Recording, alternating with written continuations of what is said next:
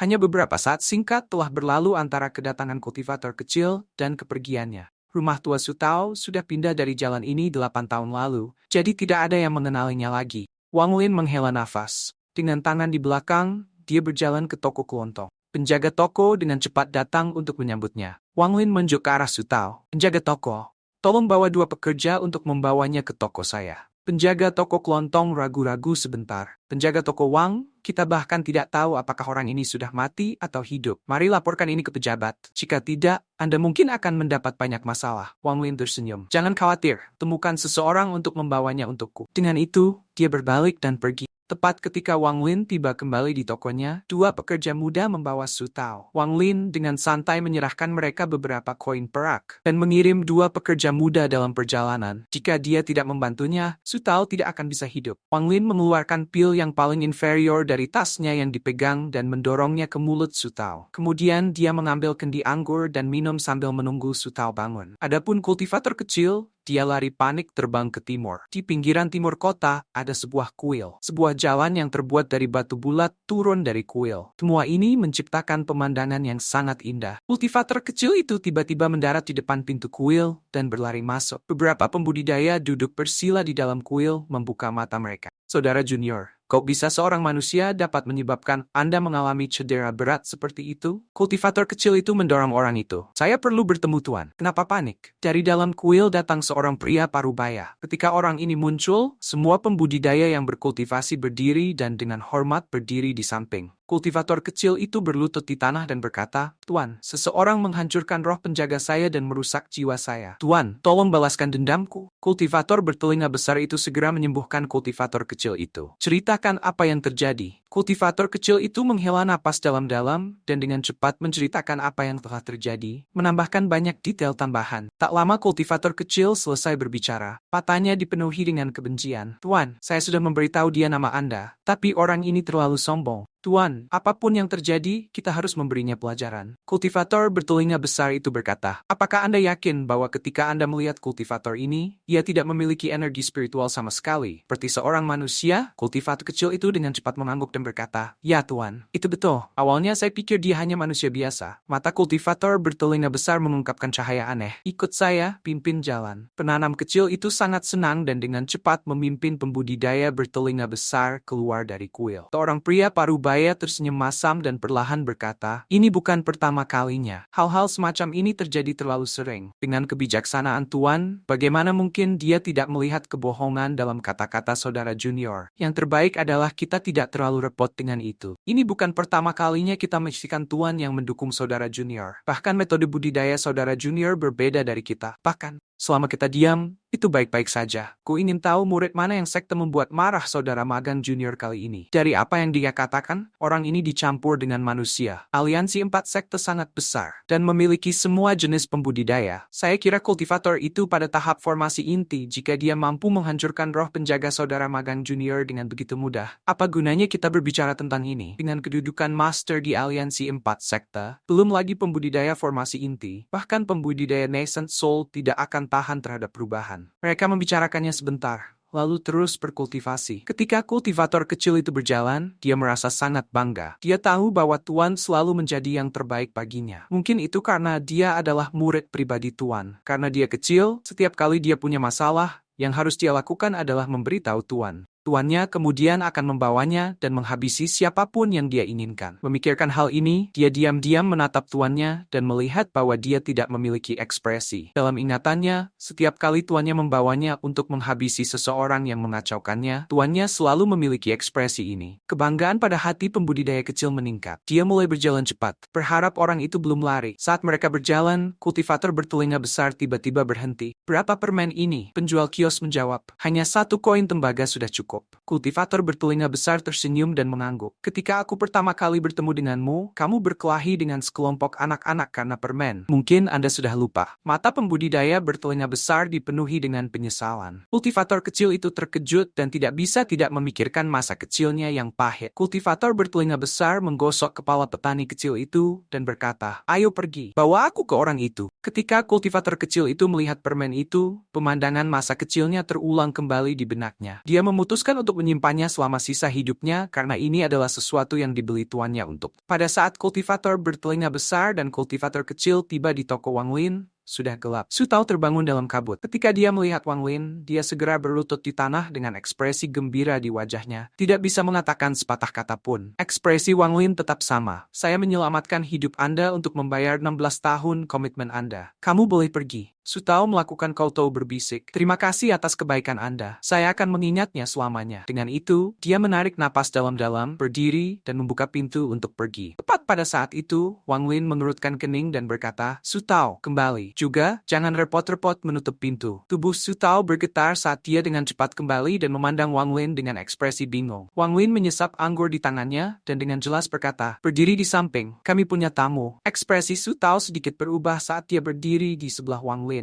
Matanya bergetar ketika dia melihat ke pintu. Tak lama setelah itu, seseorang bisa mendengar langkah kaki lembut mendekat. Su Tao segera ketakutan. Dia bisa mengenali bahwa kultivator bertelinga besar adalah orang yang memaksa raja untuk bersembunyi di dalam istana. Setelah pembudidaya kecil memasuki toko, dia berteriak, Wan, dialah yang melukai saya. Wang Lin masih belum bicara. Dia santai minum anggur. Kultivator besar bertelinga hati-hati melihat setiap ukiran kayu sebelum perhatiannya tiba-tiba terfokus pada dua ukiran. Kultivator bertelinga besar mencari waktu yang lama, lalu tersenyum. Ia duduk di seberang Wang Lin. Rekan kultivator, bagaimana kalau membiarkan saya minum? Kultivator bertelinga besar dengan lembut mengeluarkan cangkir. Wang Lin menatap orang itu dan melemparkan kendi anggur ke depan. Ketika dia meminumnya, matanya mengungkapkan cahaya aneh, dan dia berkata, lezat. Wang Lin tertawa. Karena kamu menyukainya, maka aku akan memberimu sisa kendi itu. Kultivator bertelinga besar tertawa. Tingkat kultivasi sesama kultivator lebih tinggi daripada milikku. Menggunakan dunia fana untuk berubah menjadi manusia fana. Ku mengagumimu. Wang Lin mengambil sebotol anggur dan meminumnya. Rekan kultivator menggunakan muridmu untuk berubah menjadi makhluk fana dengan menggunakan emosi seorang guru dan orang tua untuk memahami surga. Hasilnya sama dengan milikku. Jadi tidak perlu dikagumi. Cahaya aneh di mata kultivator bertelinga besar semakin dalam saat dia melihat Wang Lin. Sepertinya saya tidak salah. Setelah mendengar dari murid saya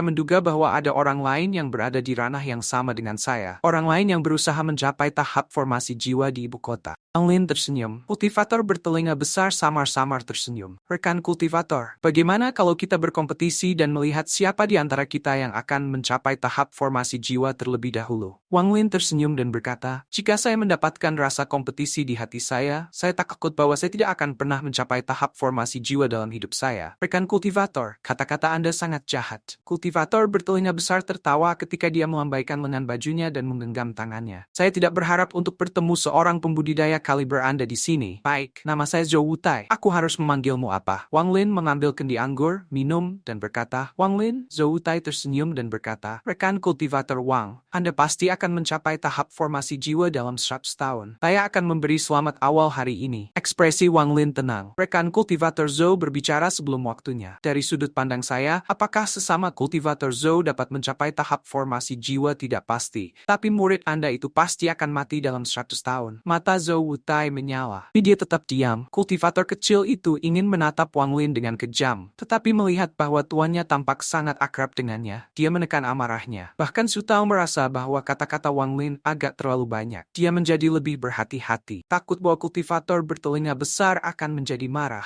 Tetapi yang mengejutkannya adalah bahwa setelah kultivator bertelinga besar selesai merenung, tidak hanya kultivator bertelinga besar tidak menjadi marah. Ia juga menampilkan senyum pahit. Dengan tingkat kultivator kecil, ia tidak bisa melihat pertempuran antara kultivator bertelinga besar dan Wang Lin. Meskipun pembudidaya bertelinga besar tampak lembut sejak dia masuk, niatnya jahat sepanjang waktu. Awalnya dia ingin menggerakkan sisi kompetitif Wang Lin. Jika dia berhasil, maka dia tidak perlu repot dengan Wang Lin lagi karena untuk mencapai tahap formasi jiwa, seseorang harus berubah menjadi manusia untuk memahami surga yang membutuhkan hati yang tenang. Bahkan jika Wang Lin suatu hari berhasil menyingkirkan halangan ini, itu akan menjadi sangat lama. Ini menunjukkan betapa liciknya kultivator itu. Meskipun rencananya digagalkan oleh Wang Lin, pembudidaya bertelinga besar tidak menyerah. Meskipun orang tua dari sebelumnya mengatakan hal yang sama, sama, itu sangat berbeda dari ketika kultivator bertelinga besar mengatakannya. Perbedaannya adalah bahwa sekarang kata-kata ini berasal dari kultivator bertelinga besar. Jika Wang Lin benar-benar mengingatnya, maka seiring berjalannya waktu, dan dia tidak mencapai tahap formasi jiwa dalam 100 tahun. Melihat bahwa pembudidaya bertelinga besar terus berusaha menyerangnya, Wang Lin akhirnya membalas. Dia pertama kali mengatakan bahwa apakah pembudidaya bertelinga besar akan mencapai formasi jiwa dalam 100 tahun tidak pasti. Namun, ini kabar bayi penting dari Pavos